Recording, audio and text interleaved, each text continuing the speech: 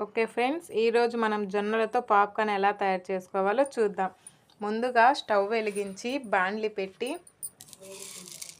కొంచెం బాండ్లీ వేడైన తర్వాత కొన్ని జొన్నలు వేయాలి.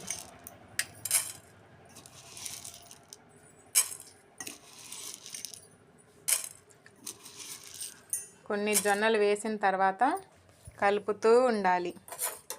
కొంచెం వేడైన తర్వాత దీనిపైన మూత వేసుకోవాలి. మధ్య మధ్యలో కొంచెం మూత తీసుకొని కలుపుతూ ఉండాలి.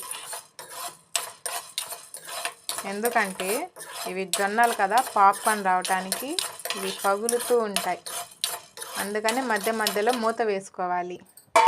చూసారా ఫ్రెండ్స్, ఇవి ఎలా పగులుతున్నాయో చూడండి. ఫైనల్లీ పాప్కార్న్ అనేవి ఇలా వచ్చాయి మనకి. చూసారా జొన్నలతో మనం ఇంట్లోనే పాప్కార్న్ చేసుకోగలం. Only 5 minutes. ఇలా జొన్నలతో పాప్కార్న్ చేసినవి షుగర్ వాళ్ళకి చాలా మంచిది.